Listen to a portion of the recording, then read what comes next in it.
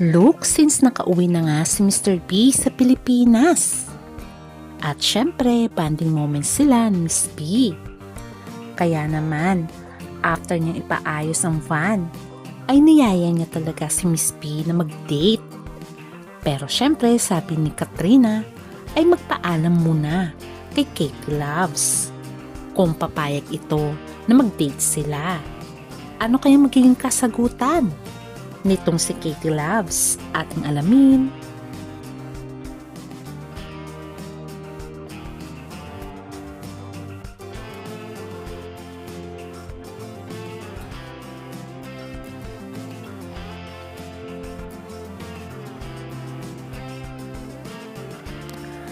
Nakakatuwang pagmasdan ang pagsundo ni Katrina Halili at Katie sa kanilang dada na si Chris Lawrence.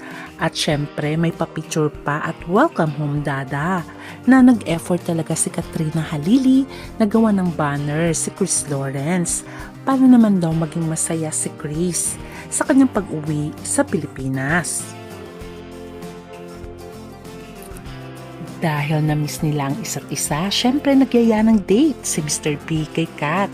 At ayon nga kay Kat, ang huling panunod nga daw nila ng cinema nung sila ay mag-partner pa ay nung buntis pa yata siya noon at Avengers ang kanilang napanood. Kaya naman sa pagyayaya ni Mr. B sa panonood ng cinema, Ano ba yan? Nagtaterno ka na naman. nagpe-prepare na nga sila ang kanilang susuotin. Dahil mo nakita mo siguro ako Sabi sa nga live ni na Miss ito B, yung suot ko. ay gaya-gaya na naman si Mr. B ng damit. Nakita na naman niya guys yung live ko, kaya sumakto na naman yung susuotin niya. O, diba? Sabi ni Miss B, So, okay lamang daw kung magkapareho sila. sige, iba na lang. Pagbigyan mo na nga kasi si Mr. B gusto niya lang Iba na lagi Ito Hindi na. na ka na pareho mahiya. kayong Hindi, susuot ito na lang. ng damit at color ng damit na susuotin. O, diba? Ang cute nila. Nakakatuwa itong si Mr. B. Gusto sana nga ni Kat na maging sekreto ang kanilang movie date. Pero biglang nadulas itong si Mr. B sa live nila ni Kat. Kung saan ay nag-order pa nga ito I ng also ordered jacket you a blanket. o kaya blanket para hindi daw Just in case lamigin you get si cold. Miss B. Kaya medyo nainis nga si Miss B. Dahil under daw nga daw nitong si Chris Lawrence. Pero syempre excited lang naman siya, Miss Ayoko B. na nga. Kaya pagbigyan mo na. O diba? Pero sabi din ni Miss B, need pa rin daw nilang magpaalam kay Katie Loves. Ingay mo. At syempre, ano kaya ang sasabihin ni Katie? Papayag kaya siya? Bayat, ingay-ingay naman. Tsaka di ka pa nga nagpapaalam kay Katie. At syempre, kailangan din ng approval ni Katie Loves na ilalabas nga ni Chris Lawrence ang kanyang mama para nga mag-date.